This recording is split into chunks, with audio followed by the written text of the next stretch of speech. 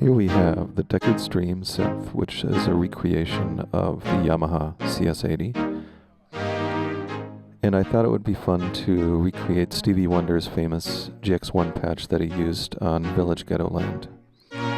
Since the architecture of the Deckard and CS-80 and GX-1 are all related, and the Deckard even has some features borrowed from the GX-1 that the CS-80 doesn't have.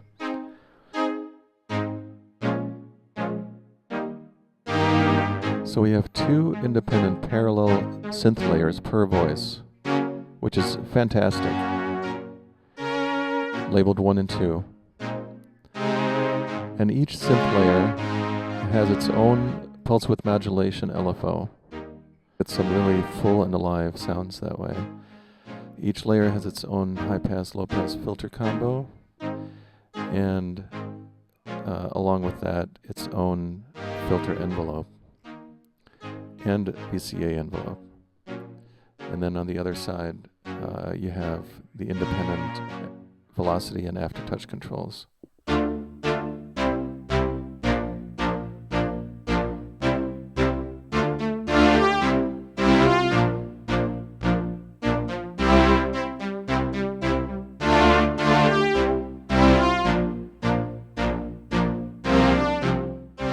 So what I thought I'd do is dissect the sound a little bit and zoom in on some of the details. We have the mix slider, which mixes the sound of the two layers. Lower layer. Upper layer.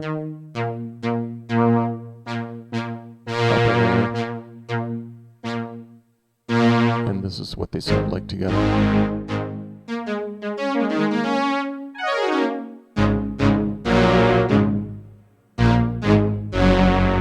On the lower layer I have the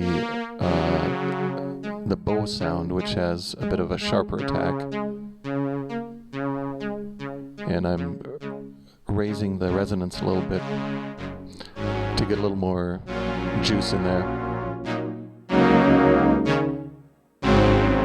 In this patch I'm using pulse waveforms for both layers, and the way that the pulse width gets modified plays a big role in the sound. So I thought I'd turn off the pulse width modulation just to see what it sounds like without.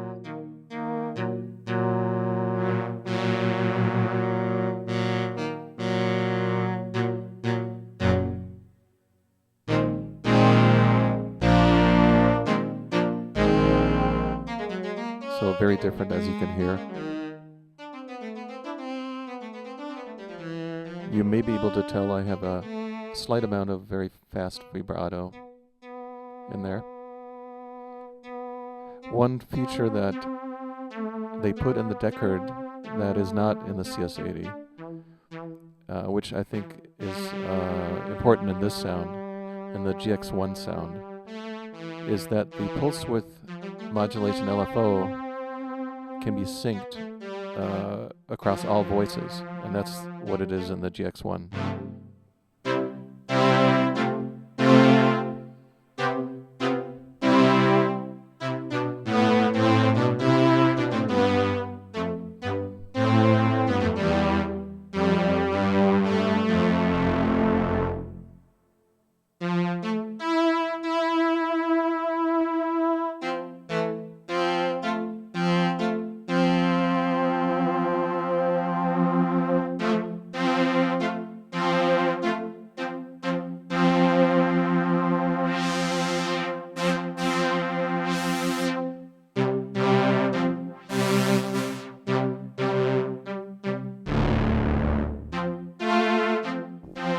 I'm going to go ahead and change the patch to a slightly different pulse width and a higher filter resonance on the second layer.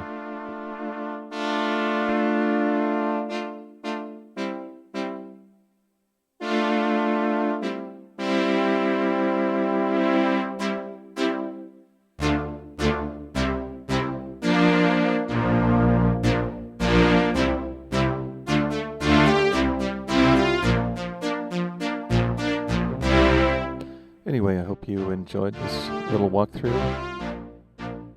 Please subscribe if you did. And I'll see you next time.